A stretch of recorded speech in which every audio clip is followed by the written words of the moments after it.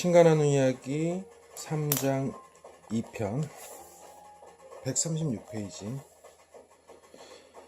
죄송합니다만 여기서 또 말씀을 끊어야겠군요. 병이 들었지만 산도 움직일 만한 믿음을 갖고 있어서 자기 몸이 곧 나을 걸로 생각하고 말하고 믿고 있었는데 불과 6주 뒤에 죽은 사람의 경우는 어떻습니까? 이건 그 모든 낙관적인 생각이나 긍정적인 행동 양식들하고 어떻게 부합되는 겁니까?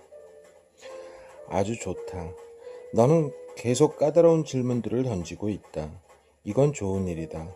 그러고 보면 너는 단순히 내 얘기가 내가 든 예들 가로 열고 카톨릭 교도와 유대교도와 뉴에이지 사상가의 사고방식을 꼬집은 앞의 농담 가로 닫고 얘들 중 하나에 해당된다고 오해하는 것이 아니다. 선을 따라 내려가다 보면 언제고 너는 내 얘기를 이런 식으로 받아들여야 할 때가 올 것이다. 왜냐하면 너는 결국에 가서는 내 말을 믿어보거나 부정하는 것 말고는 할 일이 아무것도 남아있지 않을 때까지 우리가 즉 너와 내가 이 일을 놓고 영원히 논란을 벌일 수 있다는 걸 알게 될 것이기 때문이다. 하지만 우리는 아직 그 지점까지 이르지 않았다. 그러니 대화를 계속해보자. 산도 움직일 만한 믿음을 가졌으나 6주 뒤에 죽은 사람은 6주 동안의 산을 움직였다. 아마 그에게는 그걸로 충분했을 것이다. 아마도 그 사람은 마지막 날 마지막 시간에 좋아. 이만큼 했으면 충분해. 이제 나는 또 다른 모험을 떠날 준비가 됐어. 라고 결정했을 것이다. 그가 너희에게 그런 결심을 말해주지 않았을 테니 너희가 그 결심을 모를 수도 있다. 사실 그 사람은 좀 더 빨리 죽기 며칠 전이나 몇 주 전에 그런 결정을 내렸으나 너희에게 말하지 않았을 수도 있다.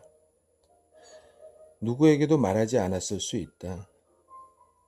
너희는 죽고자 하는 것이 전혀 괜찮지 않은 사회, 죽음에 대해 아무렇지도 않아 하는 것이 전혀 괜찮지 않은 사회를 창조해냈다. 너희가 죽고 싶지 않기 때문에 너희는 그 환경이나 조건에 상관없이 누군가가 죽고 싶어 하는 걸 상상할 수 없다. 하지만 죽음이 삶보다 더 나은 상황은 무수히 많다. 나는 너희가 조금이라도 이 문제에 대해 생각해보면 그런 상황을 얼마든지 상상할 수 있다는 걸 안다. 그러나 너희가 죽기를 택하는 다른 누군가를 눈앞에서 보고 있을 때는 이런 진리들이 떠오르지 않는다. 그 진리들이 그렇게 자명한 것들은 아니니까. 죽어가는 사람도 너희가 그렇다는 걸 안다. 그 여자는 그 방에서 자신의 결정을 어떤 수준에서 인정받을 수 있을지 눈치챈다. 너는 얼마나 많은 사람들이 죽기 전에 방이 비기를 기다리는지 눈치챈 적이 있는가? 심지어 어떤 이들은 사랑하는 사람들에게 정말로 괜찮으니 어서 가서 뭐 좀 먹어 라거나 가서 눈 좀 붙여 난 괜찮아 내일 아침에 와 라고 말해야 할 때도 있다. 그러고 나서 그 충성스러운 감시자들이 떠나고 나면 비로소 영혼도 감시당하던 몸을 떠난다. 만일 그들이 방에 모여든 친척들과 친구들에게 난 이대로 죽고 싶어 라고 말한다면 거기 모인 사람들은 정말로 그건 진심이 아닐 거야 라거나 그런 말 하지 마 라거나 이대로 있어줘 라거나 제발 날 두고 가지 마 라고 말할 것이다. 모든 의료인은 환자가 위험을 잃지 않고 죽을 수 있도록 마음을 편안하게 해주는 게 아니라 무조건 목숨을 부지하게 만들도록 훈련받는다.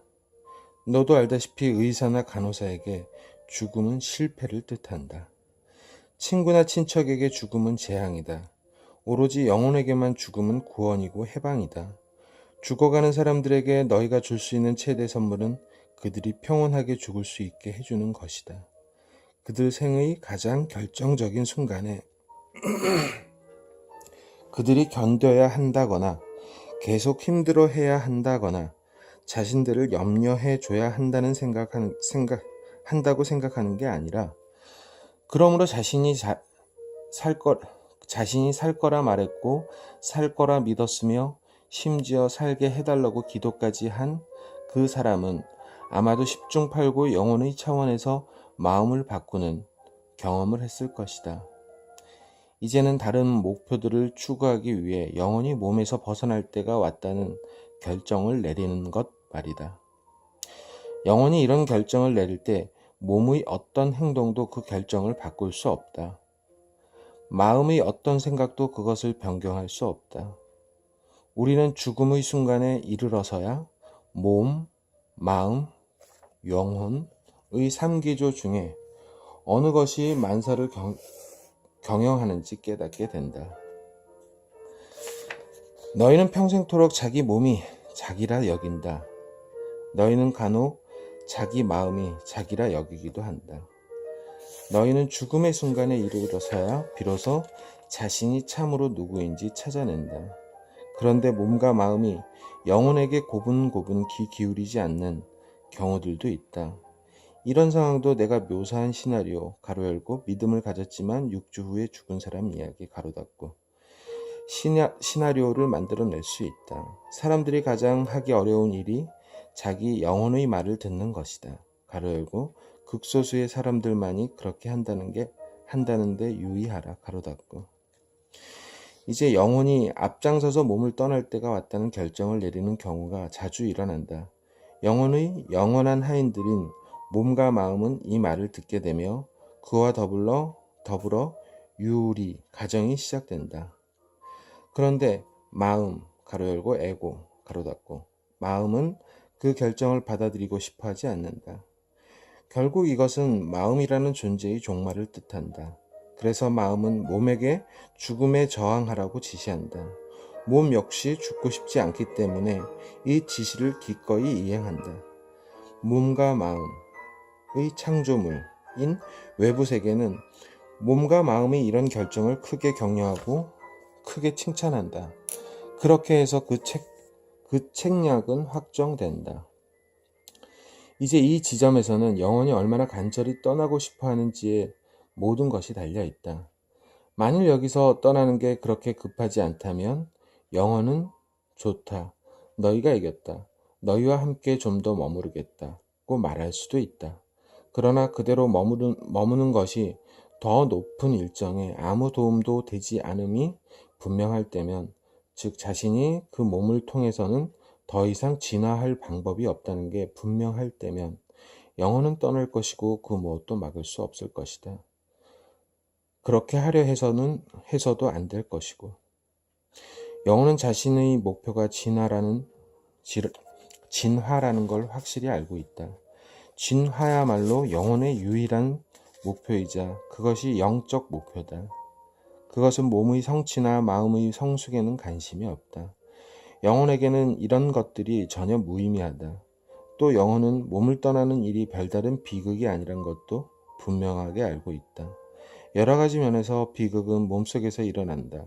그러므로 너희는 영혼이 이 죽음 전체를 다르게 본다는 사실을 이해해야 한다. 물론 영혼은 삶 전체도 다르게 본다. 이 때문에 사람들은 살면서 심한 좌절과 불안을 느낀다. 너희의 좌절과 불안은 영혼의 말을 귀담아 듣지 않는데 비롯된다. 어떻게 해야 제 영혼의 말을 가장 잘 들을 수 있을까요?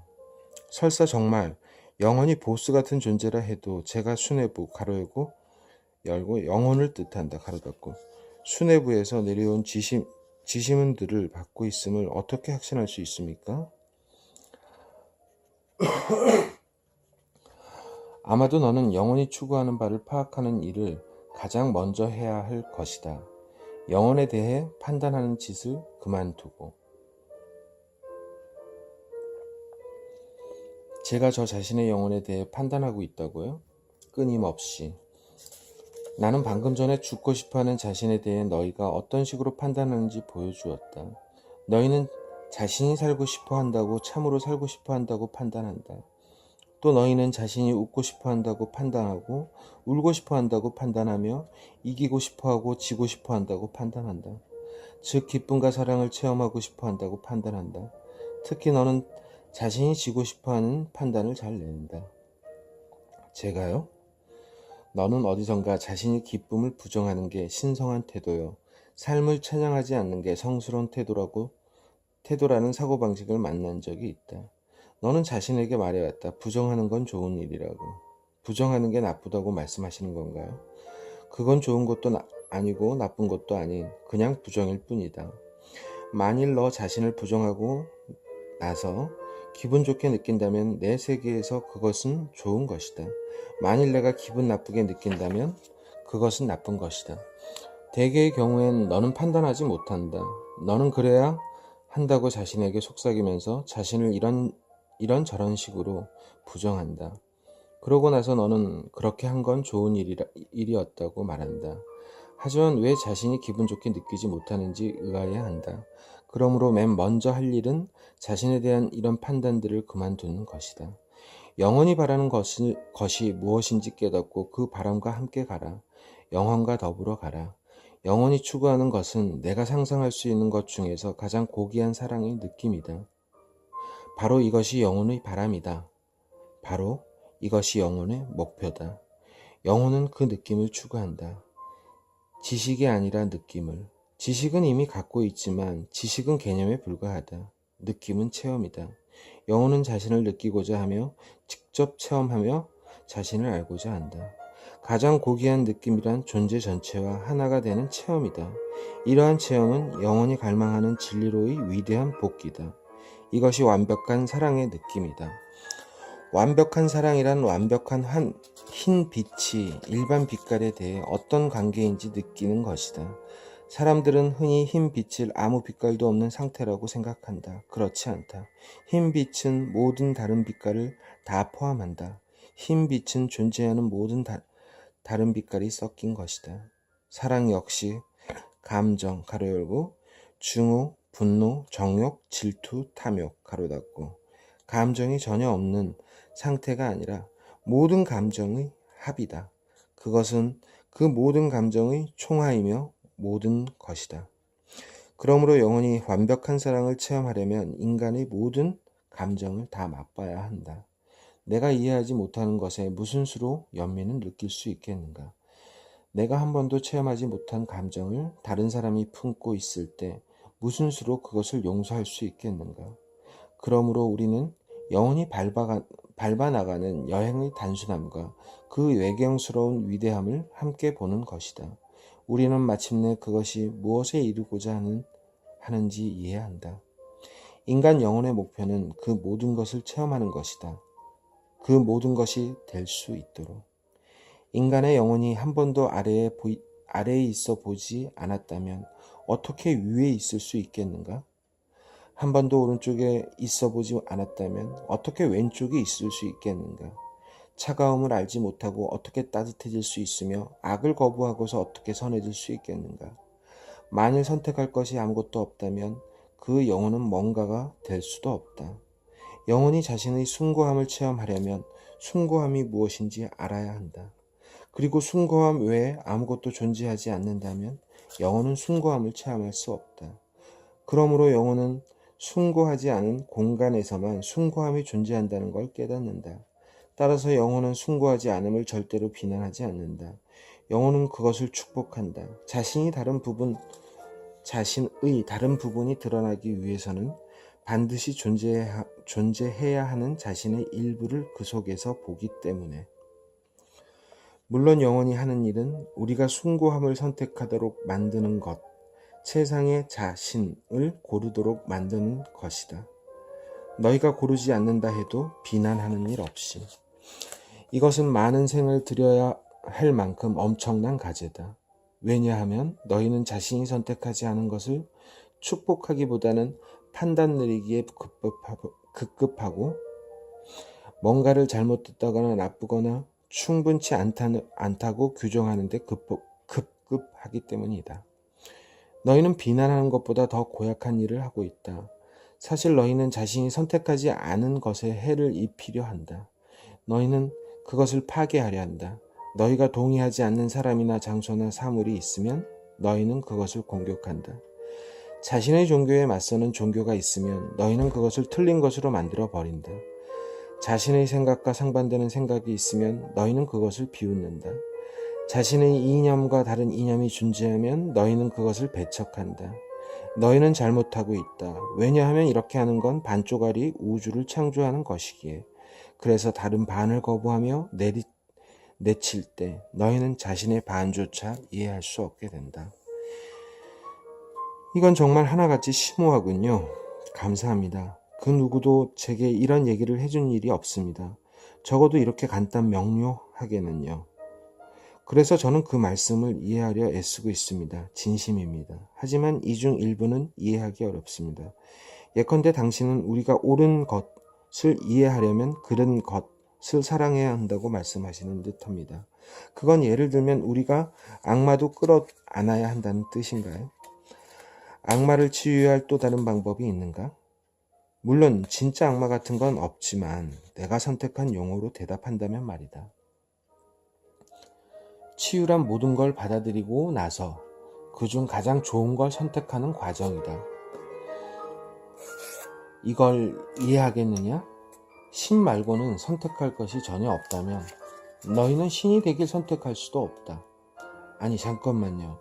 신이 되길 선택한다는 얘기를 한 게 전혀 아닌데요. 가장 고귀한 느낌은 완벽한 사랑이다. 그렇지 않은가? 예, 그럴 거라고 생각합니다. 그리고 너는 신에 관한 묘사로 그보다 더 나은 걸 찾을 수 있겠느냐? 아니요, 없습니다. 자, 내 영혼은 가장 고귀한 느낌을 찾고 있다. 그것은 완벽한 사랑을 체험하고자 완벽한 사랑이고자 한다. 내 영혼은 이미 완벽한 사랑이다. 내 영혼은 이 사실을 알고 있다. 하지만 내 영혼은 그것을 아는 것 이상을 하고 싶어 한다. 그것은 자신의 체험 속에서 완벽한 사랑이 되고자 한다. 당연히 너희는 신이 되려 하고 있다. 그것 외에 내가 이루고자 하는 다른 어떤 것이 있었다고 생각하느냐? 전 잘 모르겠습니다. 확신할 수가 없습니다. 그런 식으로 한 번도 생각해 본 적이 없는 것 같습니다. 저로서는 그런 식의 생각엔 그냥 뭔가 불경스러운 면이 있는 것 같습니다. 악마처럼 되려는 데서는 불경을 전혀 찾아내지 못하면서 신처럼 되려는 것에는 즐겁을 하다니 그거 재미있군. 잠깐만요. 누가 악마처럼 되려 한다는 말씀입니까? 내가 너희는 심지어 자신의 악함을 자신에게 납득시키려고 너희가 재 속에 태어났고 태어날 때부터 죄인이라고 이야기하는 종교까지 창조해냈다. 그런데도 내가 너희는 신에게서 태어났다. 태어날 때부터 순수한 신이고 여신이며 순수한 사랑이라 말하면 너희는 내 말을 거부할 것이다. 너희는 자신이 나쁘다는 걸 자신에게 납득시키는 일에 한평생 허비해왔다. 자신이 나를 나쁠 뿐 아니라 자신이 원하는 것들도 나쁘다. 성행위도 나쁘고 돈도 나쁘고 기쁨도 나쁘고 권력도 나쁘고 많이 가지는 것도 나쁘다. 뭐든지 많이 가지는 건 나쁘다. 너희 몇몇 종교인들은 심지어 너희에게 춤추는 것도 나쁘고 음악도 나쁘며 삶을 찬양하는 것도 나쁘다고 믿게 만들었다. 얼마 안 가 너희는 미소 짓는 것도 나쁘고 큰 소리로 웃는 것도 나쁘며 사랑하는 것도 나쁘다는데 동의할 것이다. 아니, 천만의 말씀. 내 친구여, 내가 다른 것들을 아마 확신하지 못할 수도 있겠지만 한 가지 점만은 확실하게 알고 있다. 내 자신과 내가 바라는 것 대부분이 나쁘다는 것만은 너는 자신을 이렇게 판단했기 때문에 앞으로 해야 할 일을 더 착해지는 걸로 결정할 것이다. 뭐 그래도 상관없다. 어떻게 가든 목적지는 똑같으니까. 더 빠른 길, 더 짧은 길, 더 쉬운 길이 있다는 게 다를 뿐. 어떤 길이 그런 길인가요? 지금 당장 자신이 누구이고 무엇인지를 받아들이고 그것을 증명하는 것. 예수가 한 일이 이것이다. 이것이 바로 부처의 길이고 크리슈나의 방법이며 이 행성에 나타난 모든 선각자의 발자취다. 그리고 모든 선각자는 하나같이 이런 가르침을 전했다. 나는 곧 너희다. 내가 할 수 있는 건 너희도 할 수 있다. 또한 너희는 이 이상 가는 것도 하게 되리라. 하지만 너희는 귀담아 듣지 않는다. 대신 너희는 훨씬 더 어려운 길, 자신을 악마라 생각하고 자신을 악하다고 상상하는 길을 선택해왔다. 너희는 예수의 길을 밟는 건 부처의 가르침을 따르는 것, 크리슈나의 빛을 간직하는 것, 위대한 성각자가 되는 것은 어렵다고 말한다. 그러나 내가 말하노니 자신을 받아들이기보다 부정하기가 훨씬 더 어렵다. 너희는 선이요, 자비요, 연민이요, 이해다. 너희는 평화요, 기쁨이요, 빛이다. 너희는 용서요, 인내요, 강함이요, 용기다. 필요할 때는 도와주는 이요, 슬퍼할 때는 달래주는 이요, 다쳤을 때는 치료해주는 이요, 혼란스러워할 때는 가르쳐주는 이다. 너희는 가장 심오한 지혜이고 가장 고귀한 진리이며 가장 위대한 평화이고 가장 숭고한 사랑이다. 바로 이런 것이 너희다. 그리고 살면서 순간순간 너희는 자신을 이런 것들로 인식하기도 한다. 이제는 자신을 항상 이런 것들로 인식하도록 하라. 신간하는 이야기 1권 3장 148페이지까지 읽었습니다.